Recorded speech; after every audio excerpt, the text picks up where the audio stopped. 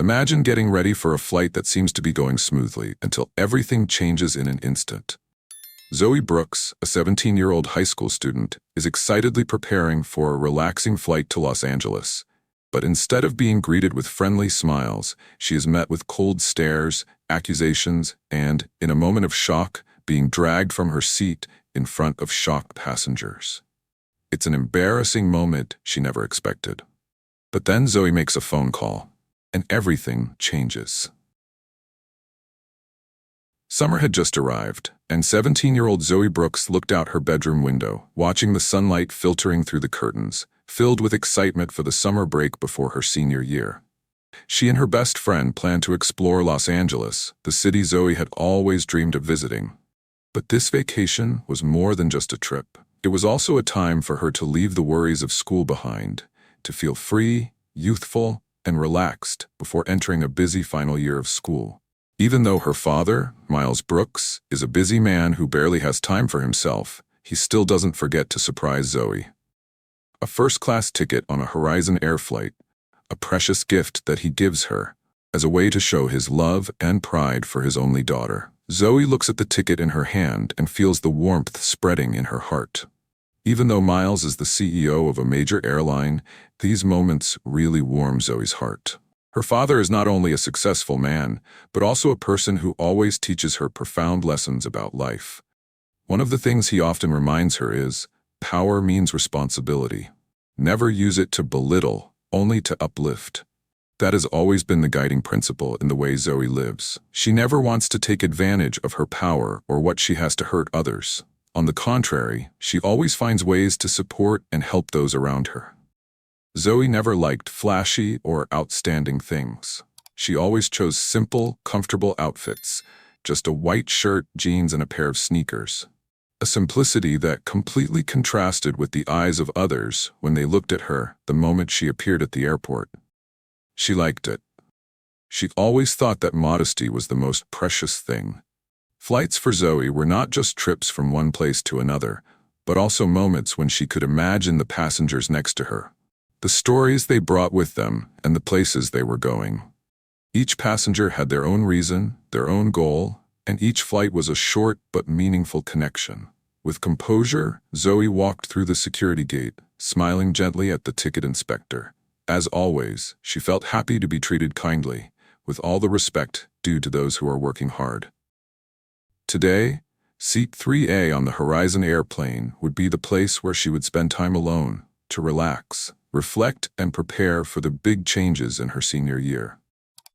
But who could have expected that this seemingly peaceful flight would begin with cold eyes, judgments that Zoe would never forget? Zoe boarded the Horizon airplane with a light heart, feeling excited about the trip, but also a little nervous about the new moments ahead.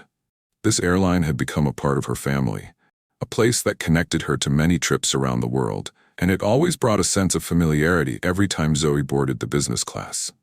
She stepped into the cabin, feeling the spacious, quiet space, but this silence was quickly broken by a sharp gaze from a flight attendant. Tina, the flight attendant, stood in the aisle, her cold eyes scanning Zoe from head to toe, unable to hide her judgment. Zoe felt the unfriendly gaze, but she just walked past, trying not to notice. She was used to those looks anyway, even though they never made her feel comfortable. "Are you sure this is your seat?" Tina's voice was cold and doubtful, making Zoe stop. She looked up, stunned for a moment, before softly replying, "Yes, my seat is 3A."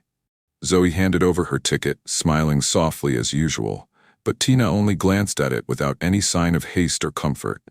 Tina looked at Zoe again, as if something was wrong. Zoe felt a surge of tension rising, but she didn't want this uncertainty to affect her mood. Tina continued to check Zoe's ticket, her eyes still scanning her with distrust. "Make sure," Tina said, her voice devoid of warmth, only coldness. Zoe could sense the disdain in her words, but she remained polite. She just wanted to get through the rest of the flight safely. As Zoe continued to make her way to her seat, she noticed that the gazes of the passengers around her were not pleasant either. Some of them were judging her with their eyes, as if there was an invisible suspicion that she could not understand. They looked at her, then looked away, as if she did not belong here, did not deserve to sit in business class. A whisper came from behind Zoe, but it was so clear that she couldn't help but hear it. Must be an upgrade mistake. A middle-aged passenger with silver hair and a perfect business suit said sarcastically. Zoe shivered slightly, but she didn't stop. She didn't want to let these words control her emotions, even though a small anger started to rise inside her. She tried not to let other people's judgments affect her. Zoe sat down in seat 3A, her body feeling the soft cushions, but her mind was unable to relax. She looked around, realizing that everything was still quiet, but the atmosphere was heavier than ever. An unexplained sense of unease lingered around her. Those eyes were not simply curious. It was discrimination, an unspoken disdain, but it was present in every corner. And Zoe felt like she was standing in the middle of a battle she was not prepared for. It was only a moment, but Zoe knew something bigger was coming. She didn't know if this flight was just a test for her, or if it would be an unforgettable turning point in her life. But that feeling, that stigma, it felt like a sign of something to come. A call that could change everything would come at this crucial moment. An unpleasant and stifling feeling like an inescapable fog was enveloping Zoe. As she tried to sit still in the business class cabin, quietly looking out the window, the tension in the air grew more and more intense. Tina turned away for a moment, but immediately she returned with another stewardess, this one taller and more composed. Ron, the newly summoned stewardess, looked at Zoe with a stern gaze, not hiding his discomfort. "What's the matter?" Zoe sensed the change in Ron's demeanor, even though he didn't say a word. His gaze was heavy, as if waiting for some mistake to be punished. Tina stood nearby, then looked at Ron, sighing as if everything was clear. After a while, Zoe heard Tina's question, not directed at her, but to someone over her radio. "We need security, immediately." Zoe didn't understand what was happening. All she knew was that the silence in the cabin had suddenly become eerie. The whole space seemed to freeze, leaving only the sound of breathing, the whispers of the passengers around her. But no one dared to speak. The feeling of being surrounded, of having all her freedoms taken away, made Zoe feel like a stranger, an outsider in the very space where she was supposed to belong. I didn't do anything wrong." Zoe tried to speak, but her voice was only loud enough for herself to hear, not enough for anyone else. An indefinable feeling suddenly came over her, a crushing sense of injustice that left her breathless. Flight attendant Ron stood up, holding out his hand to Zoe, his voice cold but not lacking in determination. "You have to stand up, please follow us." There was no explanation, no apology. Zoe felt like an invisible object, being pulled into a nameless whirlwind. The feeling choked her. But instead of resisting, Zoe could only stand up, because what she was facing was too big, too beyond her control. As Zoe stood up, she looked around again. Everyone in the compartment had turned away, as if they didn't want to see this scene. Eyes averted, faces closed, no one spoke. That silence, a painful silence, was like a slap to her pride. Every step Zoe took seemed to echo silently but painfully. She couldn't understand why she was being treated like this, couldn't understand why she had become the center of such unjustified oppression. And in that moment, Zoe felt the deepest loneliness she had ever felt. No one stood up for her, no one spoke out against the injustice. That silence was not just respect for rules or deference, but a sign of complicity, of a cold world that refused to change. Zoe was pushed out of the business class cabin, each step heavy, each step a challenge to everything she had believed in. The curious, judgmental eyes of the passengers still followed her, but no one dared to speak. They just silently witnessed this scene, as if it were a part of life that could not be changed. Zoe felt drained of life, like a ghost passing through the crowd. No excuses, no sympathetic glances. As she reached the plane's door, the phone in her hand suddenly became her only connection to the world. Her hands were shaking, but she still managed to dial the familiar number. Tears filled her eyes, but she refused to cry, refused to let her emotions spiral out of control. She just wanted a place to lean on, someone who could help her make sense of what was happening. "Dad." Zoe's voice caught, each word lost as the shame gripped her heart. "They think I stole the seat. They dragged me out in front of everyone." She couldn't believe she was saying it, as if the whole world was against her and no one understood what she was going through. But her father, the one who had always taught her patience, how to face injustice, was now her only source of strength. At that moment, Zoe just needed a word of encouragement, a word of comfort. But Miles didn't say much. He was always a simple, strong man, and always knew how to convey confidence without using many words. He just replied briefly, but also decisively, as if it were an irrefutable command. "Stay where you are. I'll handle it." Zoe's father's words were like a warm breeze blowing through her soul. It was not a superficial reassurance, but a promise. A promise that, no matter what, he would not leave her alone in this fight. She might not immediately understand what her father would do, but she knew that, with him, everything would work out. And in that moment, Zoe felt his strength, a warm, solid pool in the middle of a cold ocean, protecting her from the waves. As Zoe left the airport, curious eyes followed her. But what she didn't know was that the silence, the lull in the cabin, was only temporary. The young passenger, sitting near the door, had witnessed it all and couldn't ignore the injustice happening right before his eyes. He, with his phone in hand, quietly recorded the whole thing, from the strange looks, the suspicious questions, to the moment Zoe was dragged from her seat. Every moment was recorded clearly, in detail, and then he didn't hesitate to share the video online. Within hours, the clip had gone viral. Social media platforms from Twitter to Instagram were flooded with heated comments and endless shares. The hashtag Justice for Zoe swept through everything like a storm, spreading wildly and unstoppably. Statuses of anger and sympathy appeared continuously, and a big question began to be asked in every corner of the digital world. Who is Zoe Brooks? In less than a day, the young girl's name became a hot topic in the media. Every detail in the video was exaggerated, analyzed, and people began to search for information. With millions of views, Zoe was no longer a stranger. She was a symbol of a fight for justice, a victim of an invisible force that everyone could feel, but not everyone dared to speak up. And when netizens began to dig deeper, something surprising appeared. Zoe's father, Miles Brooks, was not an ordinary father. He was the CEO of Horizon Air, one of the largest airlines in the world. The news exploded like a bombshell in the video chat, sparking a wave of strong reactions. Some were surprised, some were skeptical about whether it was a power play, a strategy to impose, but there was no denying that Zoe's name had now become a powerful weapon. The media storm had begun, and no one knew what would happen next. When Miles Brooks stepped into the airport, all eyes were on him, but not the usual arrival of a wealthy and powerful CEO, but a public visible arrival, carrying a serious and unshakable presence. He did not travel in private, not hidden in the shadows of luxury cars or silent bodyguards, but led by a team of lawyers, PR people, and assistants, all there to ensure that everything was handled in an irrefutable manner.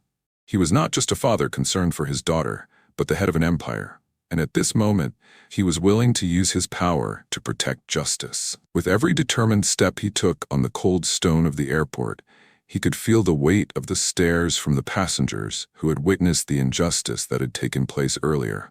And without having to say a word, his presence was enough to make the atmosphere tense, as if the entire space was watching his every move.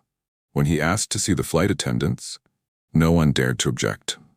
A murmur of fear began to stir, but he remained calm, unhurried. His eyes gleamed coldly, determinedly, as if he had prepared for any situation, knowing that this would not be as simple as anyone had imagined. As he entered the room, his eyes immediately found Zoe. She was standing alone, her hands clenched, her eyes red but still trying to maintain her composure. The hurt was still evident in every line on her face, but there was also a strength in her eyes, a resilience that Zoe had never known she had. And when Miles saw his daughter, his heart sank. Without saying much, he approached, opened his arms, and hugged Zoe. For the first time in the tense hours, Zoe felt a sense of peace. In her father's arms, she no longer felt humiliated, no longer felt like a victim of injustice. Just a hug, and his soft words, "You stood tall. I'm proud of you," seemed to soothe all the pain. She could feel his warmth, an invisible strength she had never realized until now. Those words were not just encouragement, but an affirmation that she had done the right thing. and that he, that strong father, had always been there for her. As Miles stood before the entire Horizon Air board, no one dared to look directly at him. The silence was heavy and unforgiving. Each of them sensed that something bigger, more serious, was happening. Miles was not just a powerful CEO, he was a father fighting for his daughter. But more than that, he was a symbol of a system, an industry he had built, an industry he wanted to reflect fairness and respect, regardless of who or where you came from. And when he spoke, his voice was unwavering, showing no sign of weakness. If my own daughter is not safe from prejudice on my airline, then no one is. That ends today. The powerful words rang out like thunder in the silence. There was no room for compromise, no chance of such a thing happening again. He wasn't just talking about Zoe, he was talking about every passenger on the flights he operated, about every person who had, was, or would ever board a Horizon airplane. Miles's words were not empty. He issued an immediate order. Tina and Ron, the two flight attendants who had discriminated against Zoe, would be suspended immediately. It was not an easy decision, but he knew that firmness was necessary to set an example, so that no one would doubt his commitment to ending discrimination and injustice. They would not only be suspended, but a thorough investigation would be launched, with no cover-ups or defenses for wrongdoing. As he looked into the eyes of each member of the board, a quiet tension filled the air. Miles didn't need to raise his voice, didn't need to show his anger. Each word he spoke was powerful enough to send a clear message. Discrimination, bad behavior, would be eliminated. "We will fix this," he added, and no one dared to object. Not because they were afraid, but because they knew he was doing the right thing, and they had to do the same. In those moments, the entire Horizon Air leadership team realized that things would never go back to the way they were. And though no one dared to say it out loud, the light of change began to flicker in their eyes. Miles wasn't just standing up for Zoe, he was standing up for a different future. One where every passenger was treated equally, without discrimination or class. Flashes flashed like a meteor shower in front of Miles and Zoe, creating a sparkling, chaotic, and dramatic space. The cameras focused on them kept flashing, transmitting every important moment to millions of people across the country. This was not just a press conference. This was a historic moment, a powerful message sent to every corner of society. Standing next to Miles, Zoe was no longer the 17-year-old girl filled with anger, but a mature, calm young woman. Her eyes no longer angry but thoughtful, as if she had understood that this fight was not just for herself, but for many others, the invisible victims of injustice. When Miles stepped onto the podium, his voice was strong, without a trace of trepidation. Every word he uttered contained determination and firmness. This isn't about Zoe. It's about every silent injustice we let slide.